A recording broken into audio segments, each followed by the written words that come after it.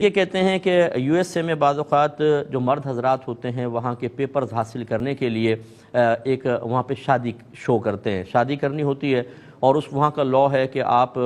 دوسری آپ کی بیوی نہیں ہونی چاہیے، اور اگر ہے تو پہلے آپ اس کو طلاق دیں، پھر آپ کا مطلب پھر یہ آپ کی دوسری شادی ویلڈ مانی جائے گی اور اس پر پیپرز بن سکتے ہیں۔ وہ کہتے ہیں کہ بعض اوقات چیٹ کرنے کے لیے، گورنمنٹ کو دھوکہ دینے کے لیے ارادہ طلاق نہیں ہوتا، لیکن ایک ڈائیورس پیپر تیار کر لیا جاتا ہے، وہ جمع کرا دیتے ہیں۔ اس سے طلاق واقع ہوگی یا نہیں ہوگی؟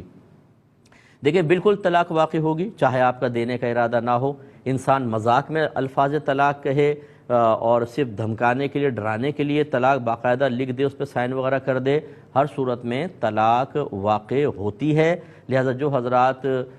معذرت کے ساتھ یہ لفظ میں کہہ رہا ہوں، ہر ایک چونکہ ایسا ہوتا نہیں، جو امریکہ کو یا یو کے کو جنت سمجھے بیٹھے ہیں کہ بس کسی طرح جنت حاصل ہو جائے، چاہے کسی بھی طریقے سے حاصل ہو، انہیں ہو سکتا ہے آخرت میں بہت پچھتانا پڑے۔ باہر رہنا منع نہیں ہے، اس کے لیے جائز کوششیں کرنا منع نہیں ہے، وہاں رہتے ہوئے بہت سے امور میں آپ کو کمپرومائز کرنا ہوتا ہے، جیسے بہنیں برقع نہیں پہن سکتی، پورا نقاب نہیں کر سکتی۔ شریعت یہ نہیں کہتی کہ آپ وہاں سے چھوڑ کر پاکستان میں آ کر باقاعدہ پردہ کریں، آپ وہیں کے اعتبار سے آپ کو رعایت بھی ملے گی، لیکن اس کی اجازت نہیں ہو سکتی کہ آپ اپنے آپ کو کافر لکھوا کے کاغذات بنوا لیں، آپ وہاں کے کسی چرچ میں جا کر وہاں کے کسی عورت سے شادی کریں اور اپنے آپ کو باقاعدہ ظاہر کریں کہ میں کرسچن ہو چکا ہوں۔ اس کی اجازت نہیں دے گی کہ آپ وہاں کی گورنمنٹ کو دھوکہ دیں۔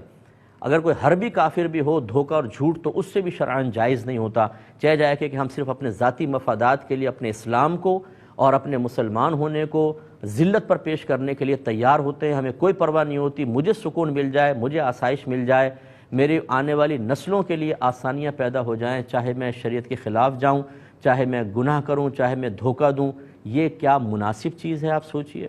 ایسا نہیں ہونا چاہیے۔ اگر آپ کا امپلائی کوئی آپ سے ایسا کرے، آپ کو چیٹ کرے اور آپ کے ساتھ یہ معاملات کرے، تو یقیناً آپ اس ناراض ہوں گے اور ناپسند کریں گے۔ بہرحال طلاق واقع ہو جائے گی اور اس کی زوجہ کی عدت سٹارٹ ہو جائے گی، چاہے اس نے مزاحاً لکھا ہو، چاہے کسی اس طرح ضرورت کے تحت لکھا ہو، چاہے طلاق دینے کا ارادہ نہ ہو، ہر صورت میں طلاق ہوگی۔